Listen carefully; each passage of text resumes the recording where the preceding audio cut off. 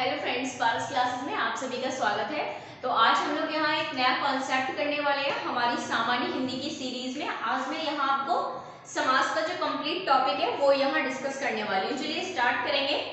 तो definitely video आपके लिए बहुत ही हेल्पफुल होने वाली है, क्योंकि इसमें हम जो टॉपिक पढ़ रहे हैं वो हम पढ़ रहे हैं हिंदी में समास। ठीक है, समास क्या है, समास के कितने भेद हैं और उनके क्या क्या की पॉइंट्स हैं, वो सारी बातें हम यहाँ डिस्कस करेंगे। ठीक है, जैसे कि आप सभी को पता है कि जो समास टॉपिक है वो सामान्य हिंदी के लिए कितना इंपॉर्टेंट टॉपिक है। आपका कोई भी एग्जाम हो, आपका TGT, PGT, GIC, PET, TET, CTET और भी अदर एग्जाम्स हैं, उनके लिए ये टॉपिक बहुत ही महत्वपूर्ण है। ठीक है, टॉपिक में हम वो सारे की पॉइंट्स सीखेंगे जिनसे डायरेक्टली हमारा क्वेश्चन आता है। ठीक है, सबसे पहले समझेंगे समास शब्द क्या है। ठीक है, तो पहला जो आपका पॉइंट बनता है यहाँ पे वो क्या पता होना चाहिए कि समास शब्द में सम उपसर्ग जुड़ा हुआ है। अगर मान लीजिए प्रश्न आ जाता है कौन सा उपसर्ग है, तो आप उपसर्ग बताएंगे कौन सा है, सम उपसर्ग है। ठीक है, दूसरा बिंदु जो यहाँ पर बनता है कि इसमें धातु क्या है, तो इसमें ध्यान रखेंगे अस धातु है। कौन सी धातु है, अस धातु है। ठीक है, इससे ज्यादा हिंदी में प्रश्न नहीं आएगा अगर इसकी उत्पत्ति के विषय में पूछेंगे। ठीक है, पहला क्या अगर पूछो उपसर्ग कौन सा है तो उपसर्ग है सम, और अगर धातु पूछे तो धातु कौन सी है, अस। ये दो बातें आपको पता होनी चाहिए। ठीक है, इसके बाद जरा समझते हैं समास का शाब्दिक अर्थ क्या है। ठीक है, इसका हम लोग क्या देखेंगे, शाब्दिक अर्थ। तो समास का जो शाब्दिक अर्थ है वो होता है संक्षेपीकरण। क्या होता है, संक्षेपीकरण। अब संक्षेपीकरण का मतलब क्या होता है, लघु रूप। हम इसे क्या भी कह सकते हैं, लघु रूप। लघु रूप। अब किसका लघु रूप या किसका संक्षेपीकरण, समास में मतलब मुख्य रूप से हम किसका संक्षेपीकरण करते हैं या किसको लघु रूप देते हैं वो आपको पता होना चाहिए। ठीक है, देखिए आपके दो मुख्य टॉपिक हैं, एक होता है समास और एक होती है संधि। दोनों में ही क्या किया जाता है, दोनों में ही योग किया जाता है। ठीक है, परंतु दोनों में भिन्नता है। योग तो दोनों में है लेकिन दोनों में भिन्नता है, क्योंकि जब हम संधि पर चर्चा करते हैं तो वहां हम वर्णों के योग की बात करते हैं, और जब भी हम समास की बात करते हैं तो समास में जो हम संक्षेपीकरण करते हैं या जो लघु रूप करते हैं वो किसका करते हैं, कम से कम दो पदों का। कम से कम दो पद, दो पदों का, या आप कह सकते हैं दो शब्दों का। और दो शब्द भी कैसे होने चाहिए, सार्थक शब्द होने चाहिए, जिनका अपना कोई क्या हो, सार्थक अर्थ हो। यानी समास से जो हमें सबसे मुख्य बिंदु याद रखने हैं वो क्या, सबसे पहले समास में अगर उपसर्ग पूछा जाए कौन सा उपसर्ग है तो सम उपसर्ग है। उसके बाद कौन सी धातु है तो आपको बताना है अस धातु है। उसके बाद आपको बताना है धातु से मतलब किससे होता है, धातु से मतलब यहाँ क्रिया से होता है। ठीक है, अगला देखेंगे अगर शाब्दिक अर्थ पूछा जाए कि समास का शाब्दिक अर्थ क्या है। कभी कभी पेपर में केवल इतना प्रश्न आ जाता है कि समास का शाब्दिक अर्थ क्या है, तो समास का जो शाब्दिक अर्थ है वो क्या है, संक्षेपीकरण। दूसरा, समास में किसका योग होता है, मतलब ये बताना है समास में किसका योग होता है। तो आपको पता होना चाहिए समास में कम से कम दो पदों का योग होगा। देखिए योग करने के लिए हमें कम से कम कितने पद या कितने शब्द चाहिए, दो से ज्यादा हो सकते हैं लेकिन एक कभी नहीं हो सकता, क्योंकि एक अकेले पद का योग हो ही नहीं सकता। कम से कम कितने पद चाहिए, दो पद। तो समास में जो योग होता है वो किसके बीच होता है, या तो वहां पद शब्द लिखा होगा या फिर वहां क्या लिखा होगा, शब्द। ठीक है, क्योंकि समास में कभी भी वर्णों या अक्षरों का योग नहीं होता। किसका योग होता है, पदों का और शब्दों का। ये बात मैं आपको इसलिए मुख्य रूप से बता रही हूँ क्योंकि यही भिन्नता है संधि और समास के बीच में। पूरा टॉपिक केवल इस की पॉइंट पर डिपेंड होता है। ठीक है, संधि में जो योग होता है वो किसका होता है, वर्णों का होता है। ठीक है, और समास में जो योग होता है वो किसका होता है, शब्दों का होता है। ठीक है, और शब्द भी कैसे, सार्थक शब्द। ठीक है, आई होप इतनी बात आपको क्लियर होगी। अगर आप चाहें तो स्क्रीनशॉट ले सकते हैं, आपके लिए इंपॉर्टेंट रहेगा। चलिए इतनी बात हो गई, तो अब समास की तरह एक दो बातें और समझेंगे जो इसके की पॉइंट्स हैं वो क्या कहेंगे। तो यहाँ क्या परिभाषा निकली, परिभाषा भी आप समझते जाइए। जो परिभाषा हो जाएगी वो क्या हो जाएगी, ये मैं आपको बोल के बता रही हूँ, आप लोग चाहे तो नोट डाउन कर सकते हैं। ठीक है, कम से कम दो शब्दों को नियमों के माध्यम से एक पद के रूप में जोड़ना या उनको उन दोनों पदों का संक्षेपीकरण करना समास कहलाता है। एक बार फिर से सुनेंगे, कम से कम दो पदों को नियमों के माध्यम से, कम से कम दो पदों को नियमों के माध्यम से एक पद के रूप में जोड़ना या एक पद के रूप में संक्षेपीकरण करना समास कहलाता है। ठीक है, मतलब क्या समझ में आया? समास में हम क्या करेंगे? समास में हम कम से कम दो पदों को क्या करेंगे? नियम पूर्वक जोड़ेंगे। ठीक है, कौन सा नियम वहां लग रहा है वो अभी हम इसके प्रकारों में सीखेंगे। तो दो पदों को जोड़ना क्या कहलाता है? समास कहलाता है। ठीक है, दूसरी बात, जरा दो शब्दों से और आप अभी यहाँ पे परिचित होंगे। इसमें देखिए समास वाले टॉपिक में दो शब्द आएंगे बार बार। एक आएगा आपका सामासिक पद, सामासिक पद, और एक आता है और इसी को कुछ लोग कह देते हैं समस्त पद। ऐसे या तो इसी को सामासिक पद कह दीजिए या फिर कह दीजिए समस्त पद। अब ये सामासिक पद और समस्त पद क्या है, जरा इस चीज को और समझ लेते हैं। ठीक है, परिभाषा हो गई, धातु हो गई, शाब्दिक अर्थ हो गया, और किसका योग होता है वो भी हमें पता चल गया। अब समझना है जरा ये क्या शब्द है, सामासिक पद और समस्त पद। देखिए जब आप कम से कम दो क्या लेंगे, दो शब्दों को लेंगे। ठीक है, एक मान लीजिए हमने क्या ले लिया, प्रति शब्द लिया, और दूसरा हमने क्या शब्द लिया, दिन। ठीक है, एक पद ये है हमारा और दूसरा पद ये है हमारा। अब हम इनका क्या करेंगे, नियम से क्या करेंगे, इनको जोड़ेंगे।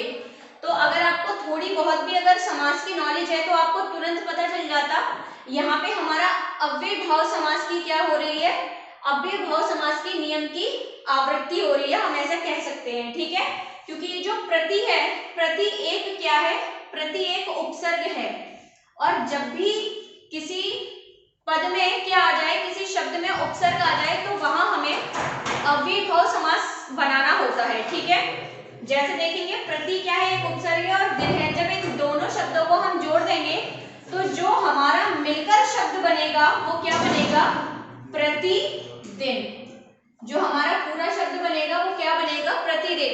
अब प्रतिदिन ये जो हमारा पूरा शब्द बना है, जो हमने कम से कम दो शब्दों को जोड़कर उनका मेल करके जो ये पूरा शब्द बनाया है, ये जो नया शब्द बना है, नया सार्थक शब्द बना है, इसी नए शब्द को क्या कहा जाता है, इसी नए शब्द को सामासिक पद कहा जाता है। इसी को क्या कहा जाता है, सामासिक पद, और इसी पद को ही हम क्या कहते हैं, समस्त पद। आई होप इतनी बात क्लियर होगी, क्या होता है सामासिक पद और समस्त पद। कम से कम दो शब्दों को जोड़कर जो एक नया शब्द बनाया जाता है, उस नए शब्द को ही सामासिक पद या समस्त पद कहा जाता है। तो अब ये जब भी आपको सामासिक पद या समस्त पद बोला जाएगा तो तुरंत आपके माइंड में पूरी फिल्म क्लियर होनी चाहिए कि किस पद की बात हो रही है। उस नए पद या उस नए शब्द की बात हो रही है जो हमने दो शब्दों को जोड़कर बनाया है। क्लियर है, ये है हमारा क्या, सामासिक पद या समस्त पद। ठीक है, एक शब्द आता है हमारा सामासिक पद या समस्त पद, और इसी में एक दूसरा शब्द आता है समास विग्रह। वो और समझते हैं चलिए कि समास विग्रह क्या होता है। इतनी बात क्लियर है, आप इसका भी स्क्रीनशॉट ले लीजिए ताकि पूरी पिक्चर माइंड में बिल्कुल क्लियर रहे कि सामासिक पद क्या है और वो कैसे आता है। अब दूसरी बात समझेंगे, इसके बाद जो एक और शब्द आता है वो आता है क्या, समास विग्रह। अब समास विग्रह क्या है देखिए जरा, समास विग्रह, समास विग्रह क्या है वो भी समझ लेते कि समास का विग्रह, विग्रह मतलब अलग अलग करना, पृथक करना। विग्रह शब्द का अर्थ क्या है, पृथक करना। और समास क्या कि जो जोड़कर हमने सामासिक पद बनाया उसको क्या कर देना, उसको विग्रह, उसको पृथक कर देना। अब पूरी परिभाषा भी आपको समझ में आएगी कि दिए गए प्रतिदिन शब्द, मान लीजिए यहां लिख के दिया है आपको सामासिक पद। ठीक है, ये क्या है, ये सामासिक पद है, सामासिक पद है, पूरा शब्द है। अब इस सामासिक पद को क्या करना, इस सामासिक पद को अलग अलग पदों में क्या कर देना, विभाजित कर देना। अलग अलग पदों में क्या कर देना, उसको अलग अलग खंडों में तोड़ देना या फिर उसको अलग अलग पृथक कर देना ही क्या कहलाता है, समास का विग्रह कहलाता है। उस सामासिक पद का विग्रह कहलाता है। जब हम उस पूरे सामासिक पद को उसके दो अलग अलग पदों में क्या कर देते हैं, पृथक कर देते हैं, तो ये जो क्रिया है वो हमारी क्या कहलाती है, ये समास विग्रह कहलाती है। ठीक है, अब ये जब हमने दो शब्दों में अलग कर दिया, प्रति और दिन, एक शब्द ये हो गया, एक शब्द ये हो गया, दोनों हमने सामासिक पद को क्या किया, सामासिक पद को उसके अलग अलग शब्दों में हमने पृथक कर दिया, अलग कर दिया, विभाजित कर दिया। और ये जो विभाजित करने वाली प्रक्रिया है यही क्या कहलाती है, यही कहलाती है समास विग्रह, समास विग्रह। ठीक है, आई होप इतनी बात आपको क्लियर होगी कि अब ये सामासिक पद क्या होता है, समास विग्रह क्या है, समास में किसका योग किया जाता है, शब्दों का, कौन सी धातु है, अस धातु है, और कौन सा उपसर्ग लगा है, सम उपसर्ग लगा है। आई होप इतने शुरुआत के सारे पॉइंट आपको क्लियर होंगे। मैं केवल आपसे यहाँ पॉइंट टू पॉइंट बात करूंगी जहां से हमारा एग्जाम में सीधा क्वेश्चन बनता है। ठीक है, चलिए अब जरा आगे बढ़ते हैं, आते हैं समास के प्रकारों पर। ठीक है, कहाँ आएंगे अब, समास के प्रकारों पर। चलिए इसका चाहे तो स्क्रीनशॉट ले लीजिए इसका भी, ताकि आपको भिन्नता पता रहे कि सामासिक पद किसे कहेंगे और समास विग्रह किसे कहेंगे। ठीक है, चलिए आगे बढ़ते हैं। इसके बाद हम बात करते हैं समास के प्रकारों की। ठीक है, समास के प्रकार कह लीजिए, समास के भेद कह लीजिए। ठीक है, समास के भेद। देखिए अगर अभी की बात की जाए, प्रेजेंट टाइम में जब भी आपसे ये प्रश्न पूछा जा रहा है कि हिंदी में समास के कितने भेद हैं, तो अब आपको जो आंसर लगाना है वो लगाना है 6। समास के कितने भेद हैं, 6 भेद हैं। ठीक है, समास के कितने भेद हैं, 6 भेद हैं। कितने प्रकार हैं, 6 प्रकार हैं। भेद आ जाए, प्रकार आ जाए, बात एक ही है। ठीक है, तो ऐसा नहीं है कि आप कुछ अलग समझने लगेंगे। समास के कितने भाग हैं, समास के 6 भाग हैं। समास के कितने भेद किए गए, समास के 6 भेद किए गए। ठीक है, अब कौन कौन से जरा उन भेदों के नाम पढ़ेंगे। सबसे पहले देखेंगे, सबसे जो पहला है देखिए अव्ययी भाव समास, अव्ययी भाव समास। ठीक है, ये पहला है। इसके बाद जरा दूसरा देखेंगे, जो दूसरा है अव्ययी भाव के बाद देख लेते हैं तत्पुरुष, तत्पुरुष समास। तत्पुरुष समास के बाद देखेंगे तीसरे नंबर पे है जो कर्मधारय समास, कर्मधारय समास। इसके बाद देखेंगे अगला द्वंद्व समास,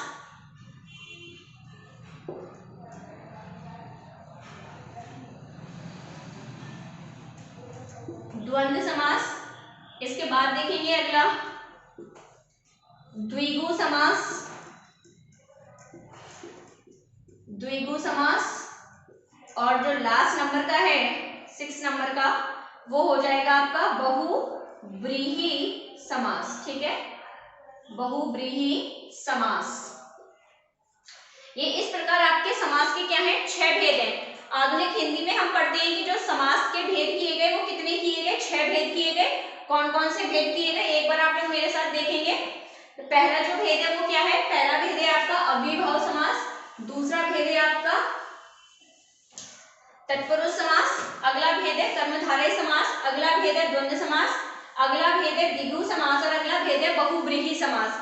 लेकिन इनके अलावा एक की पॉइंट और आपको यहाँ ध्यान रखना है। मान लीजिए कभी आपके ऑप्शन में 6 आई ना, तब आप समास के कितने भेद लगाएंगे हिंदी में। ये तब की बात हो रही है जब आपको क्या कहा जाए, जब आपको ऑप्शन में ये पूछा जाए कि समास के कितने भेद हैं और आपको ऑप्शन में 6 ना दिया जाए, तब आप समास के कितने भेद लगाएंगे। तो हमेशा ध्यान रखना उस कंडीशन में आपको समास के 4 भेद बताने हैं। अब आप लोग सोच रहे होंगे ये क्या बात हुई, अभी हम 6 भेद पढ़ रहे थे और अब हम 4 भेद पढ़ रहे हैं। तो वो क्यों है ये 4 भेद, वो मैं आपको बता रही हूँ। और उसमें किसे हमने भेद नहीं माना, बल्कि किसी एक प्रधान समास का ही भाग मान लिया, वो भी देख लेते हैं। चलिए, ये बात तब की हो रही है, ध्यान रखिएगा, जब 6 ऑप्शन में नहीं हो तब आपको 4 लगाना है। ठीक है, तब क्या करते हैं, तब कर्मधारय और द्वंद्व समास को क्या कर लेते हैं, कर्मधारय और ध्यान रखेंगे जरा, कर्मधारय और द्विगु समास को। ठीक है, ये ऊपर नीचे लिख गए हैं, चलिए मैं इनको सेट कर देती हूँ। तब हम जब मान लीजिए ऑप्शन में 6 ना हो और जब आपको 4 बताना है, तो आपको क्या करना है, ये कर्मधारय और द्विगु इनको क्या कर लेते हैं, इनको तत्पुरुष का ही भेद मान लेते हैं। ठीक है, आई होप ये बात आपको क्लियर हो गई होगी कि जब आपसे 4 पूछा जाए, ठीक है, कि वो 4 भेद कौन कौन से हैं, तो फिर आपको कौन कौन से बताने हैं। ये पहला भेद हो जाएगा अव्ययीभाव समास, दूसरा हो जाएगा तत्पुरुष समास, और तत्पुरुष समास के भेद हो जाएंगे उपभेद कौन कौन। एक तो हो जाएगा कर्मधारय समास और दूसरा कौन सा हो जाएगा द्विगु समास। फिर जो तीसरा प्रकार आता है वो आता है आपका द्वंद्व समास, और जो चौथा प्रकार आता है वो क्या आता है, बहुव्रीहि समास। ठीक है, तो ये वाली बात क्लियर हो गई होगी कि अगर 6 प्रकार आती है तो आपको ये 6 के 6 नाम बताने हैं।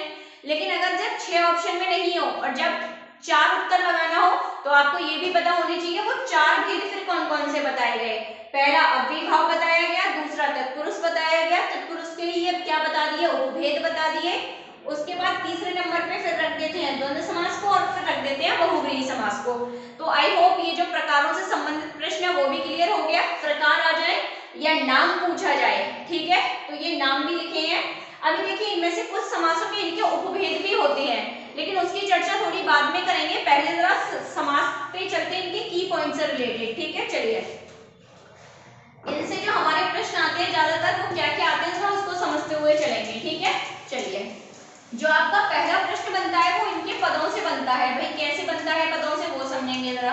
देखिए मैं आपको एक पूरा चार्ट बना रही हूँ यहाँ पे, उसे समझ जाइए बस। ठीक है, जैसे मान लीजिए क्या है, यहाँ समास लिखा है। ठीक है, क्या लिखा है, समास।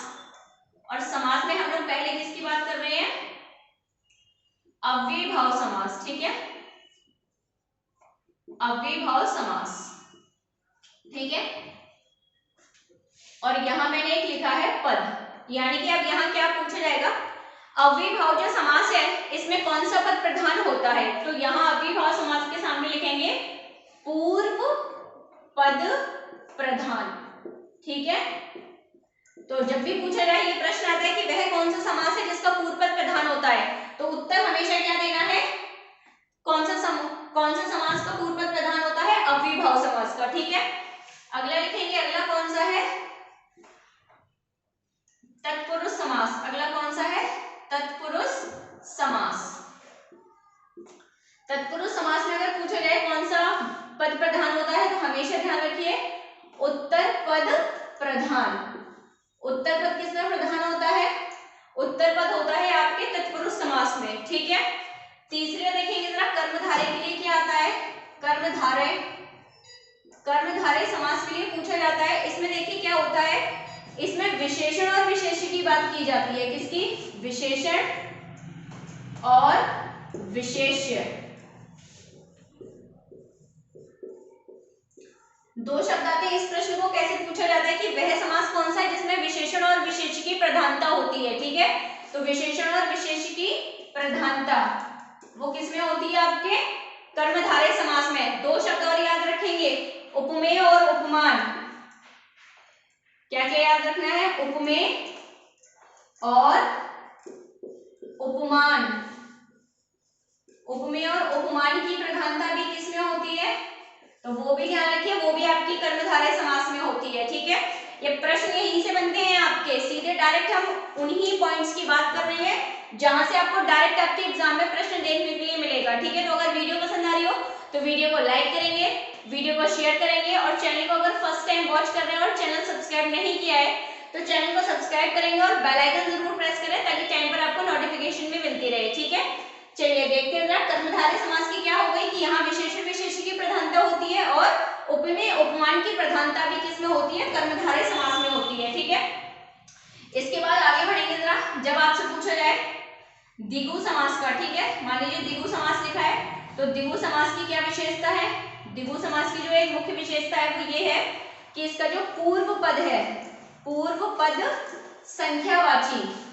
संख्यावाची पूर्व पद कैसा होता है, पूर्व पद संख्यावाची होता है। ठीक है, तो वह कौन सा समास है जिसका पूर्व पद संख्यावाची होता है, तो ध्यान रखिए द्विगु समास का पूर्व पद संख्यावाची होता है। और कभी नाम भूल जाए तो ऐसे याद कर लेना, देखिए द्विगु में द्वि शब्द छुपा है, इसका मतलब भी किससे है, दो से है, तो इसके नाम में कुछ संख्या छिपी है, तो तुरंत पता चल जाएगा कि पूर्व पद संख्यावाची। पूर्व पद संख्यावाची किसमें होता है, द्विगु समास में होता है। ठीक है, इसके बाद और समास जो रहेंगे उनकी भी चर्चा करेंगे जरा। देखिए आई होप इतना आपने नोट डाउन कर लिया होगा। अव्ययीभाव समास में पूर्व पद प्रधान होता है, तत्पुरुष समास में उत्तर पद प्रधान होता है, कर्मधारय समास में विशेषण और विशेष की प्रधानता होती है या फिर उपमेय और उपमान की प्रधानता होती है। ठीक है, अगला देखेंगे द्विगु समास। द्विगु समास का ये पूछा था कौन सा पद संख्यावाची होता है, तो पूर्व पद संख्यावाची होता है किसका, द्विगु समास का। ठीक है, आगे और देखेंगे जरा, इसके बाद जरा समझेंगे द्वंद्व समास और आपका बहुव्रीहि समास। ठीक है, द्वंद्व समास के बारे में और समझ लीजिए।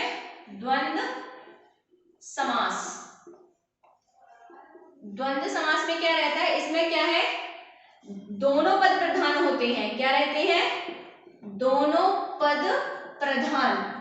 तो वह कौन सा समास है जिसमें दोनों पद प्रधान रहते हैं, तो वो द्वंद्व समास है जिसमें दोनों पद प्रधान होते हैं। ठीक है, अगला देखेंगे, देखिए दोनों पद प्रधान हो या जोड़ीदार पद, कैसे पद, या तो दोनों पद प्रधान होती है जोड़ीदार पद, तो भी ध्यान रखना है जब ऐसे करके सवाल है कि जोड़ीदार पद किस समास में होते हैं।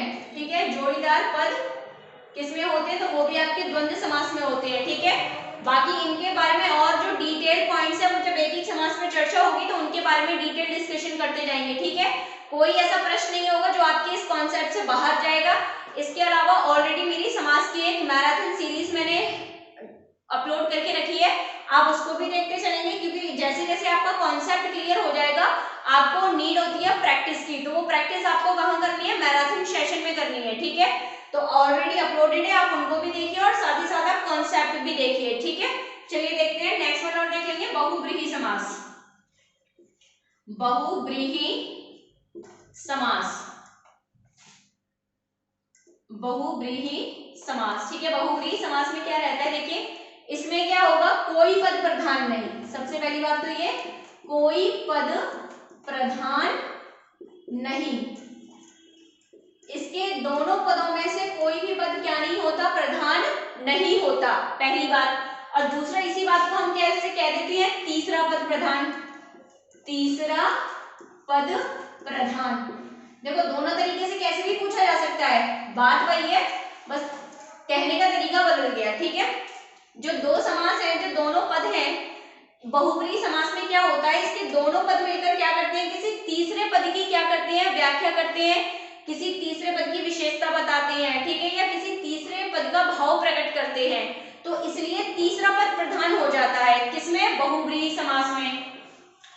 और इसको हम कैसे भी कह सकते हैं, इसको हम ऐसे भी कह सकते हैं कि वह समास कौन सा है जिसका कोई भी पद प्रधान नहीं होता, ना पहला ना दूसरा, कोई भी पद प्रधान नहीं होता, तो वो भी कौन सा समास है, बहुव्रीहि समास है। ठीक है, और एक और बात अगर आपको ध्यान रखनी है तो यहीं पे आप नोट डाउन कर सकते हैं कि समासों का राजा किसे कहा गया है, तो वो भी किसे कहा गया है, बहुव्रीहि समास को। ठीक है, इतनी बात और ध्यान रखनी है, समासों का राजा, राजा कौन सा वाला समास है, तो वो भी बहुव्रीहि समास है। ठीक है, तो अभी के लिए इतने ही पॉइंट्स रखते हैं, बाकी कल हम लोग डिटेल डिस्कशन करेंगे, जो समास के भेद है उनको लेके, हर समास से जितने आपके क्वेश्चन बन सकते हैं और जो जो उनसे रिलेटेड की पॉइंट्स है उसकी बात हम लोग अब नेक्स्ट क्लास में करेंगे। तो डेफिनेटली वीडियो बहुत ही इंपॉर्टेंट है, वीडियो को लाइक करेंगे, शेयर करेंगे, चैनल को सब्सक्राइब करके बेल आइकन प्रेस करेंगे ताकि टाइम पर आपको नोटिफिकेशन मिलती रहे। ठीक है, सो डेफिनेटली वीडियो बहुत ही हेल्पफुल होगी और ऐसा कॉन्सेप्ट आपको कहीं और नहीं मिलेगा। ठीक है, तो चलिए मिलते हैं नेक्स्ट क्लास में। Good day all of you, thank you so much.